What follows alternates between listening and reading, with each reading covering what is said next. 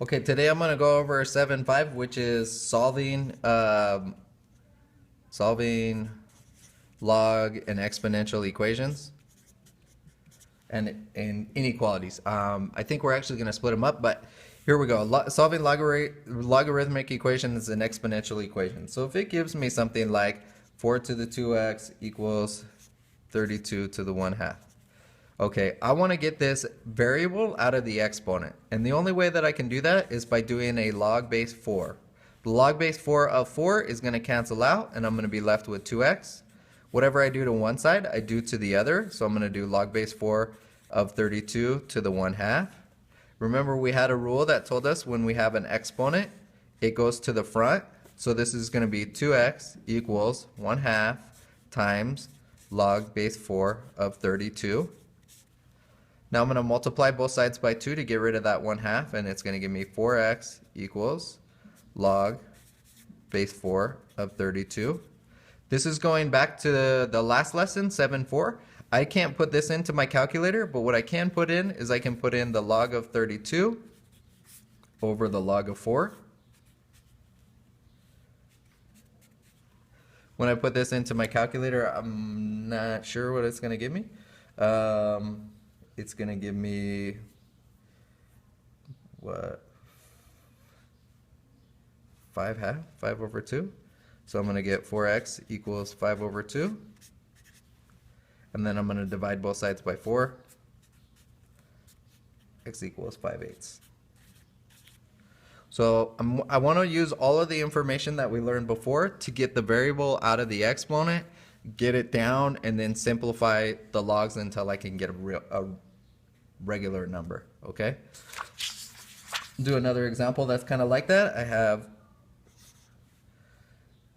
2 to the x equals 4 to the x plus 1.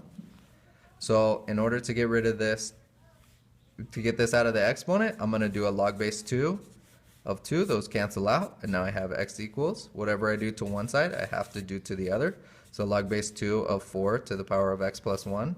Since this is an exponent, I can move it to the front. So this is now x equals x plus 1 times the log base 2 of 4. I'm going to change this to be the log of 4 over the log of 2, which is just going to give me 2. So I get x plus 1 times 2, and this still equals x. Now I'm going to distribute 2x plus 2. I'm going to subtract the x, and then I'm going to subtract the 2. Okay, we're trying to get the variables out of the exponents. That's why logs were invented, and then we're trying to solve for the log. Now when we're going the other way, if I have something like log base 2 of 1 plus x over 2 equals 4, I want to get my variable out of the log. So in order to do that, I'm going to do 2 to the power of, that's going to cancel out. I'm going to be left with 1 over x plus 2 equals, whatever I do to one side, I have to do to the other. So 2 to the power of 4. Now I'm going to simplify. 2, 4, 8, 16. 1 plus x over 2. 2 to the power of 4 equals 16. I'm going to subtract 1. X over 2 equals 15. And then I'm going to multiply by 2. X equals 30. Okay, we're just going through the process of trying to get our variables out of the logs. Another example, log of x plus 3 over 10 plus log of x plus 1 equals 0. These two logs have the same base. This plus 1 is not in my log, okay? These two logs have the same base, and it's adding, so that means I can multiply. So this is going to be the log of, multiply these two together, I get x squared plus 3x over 10 plus 1 equals 0. I'm going to subtract the 1. Gives me log of x squared plus 3x over 10 equals negative 1. In order to get rid of this, I have to put it to the power of, put it as an exponent, and I'm going to put 10 to the power of because no base means base 10.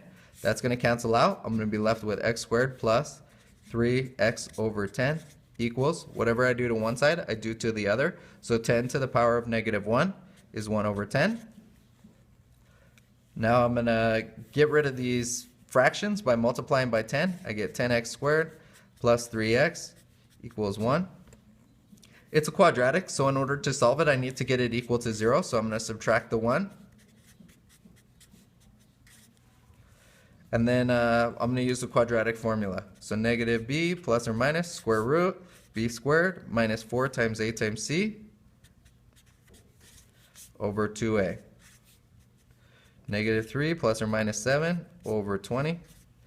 Negative 3 plus 7 is going to be negative, no, it's going to be positive 4 over 20. Negative 3 minus 7 is going to be negative 10 over 20.